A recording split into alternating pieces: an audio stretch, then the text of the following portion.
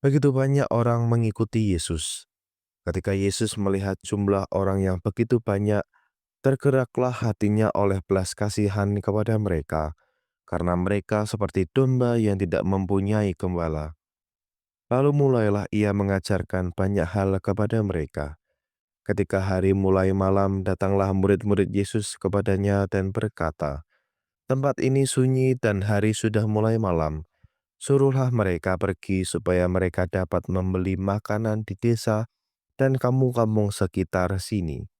Tetapi jawab Yesus, "Kamu yang harus memberi mereka makan." Kata mereka kepadanya, "Jadi haruskah kami pergi membeli roti hanya dengan 200 dinar dan memberi mereka makan?"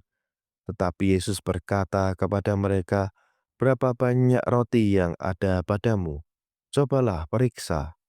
Sesudah memeriksanya, mereka berkata, 5 roti dan 2 ikan. Lalu Yesus menyuruh orang-orang itu supaya semuanya duduk berkelompok di atas rumput hijau. Maka duduklah mereka berkelompok, ada yang 100, ada yang 50 orang. Setelah mengambil 5 roti dan 2 ikan, Yesus menengadah ke langit dan mengucap berkat, lalu memecah-memecahkan roti itu dan memberikannya kepada para murid, supaya dibagi-bagikan kepada orang banyak itu. Begitu juga ikan itu dibagi-bagikan kepada mereka semua, dan mereka semua makan sampai kenyang. Kemudian orang mengumpulkan potongan-potongan roti, 12 bakul penuh, belum termasuk sisa-sisa ikan. Yang ikut makan roti itu ada 5.000 orang laki-laki. Demikianlah sabda Tuhan, terpujilah Kristus. Sobat menduan yang terkasih, dalam Injil hari ini Yesus melihat orang banyak dan tergerak hatinya oleh belas kasihan, sebab mereka seperti domba yang tidak mempunyai gembala. Belas kasih Yesus tidak berhenti pada rasa iba, tetapi menjelma menjadi tindakan nyata. Ia mengajar, ia memperhatikan kebutuhan mereka, bahkan ia memberi mereka makan. Ketika para murid merasa tidak mampu, hanya dengan 5 roti dan 2 ikan, Yesus justru mengajak mereka untuk terlibat. Kamu harus memberi mereka makan. Hal ini terjadi karena kepercayaan dan penyerahan yang sederhana.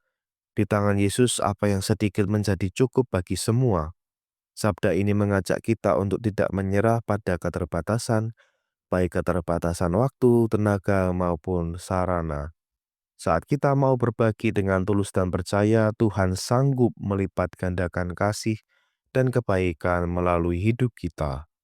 Marilah kita berdoa. Ya Bapa, Engkau adalah gembala yang penuh belas kasih. Ajarlah kami untuk peka melihat kebutuhan sesama dan berani berbagi meski apa yang kami miliki terasa kecil. Terimalah hidup kami di tangan-Mu, agar Engkau melipat gandakannya menjadi berkat bagi banyak orang. Dengan pengantaran Kristus Tuhan kami. Amin.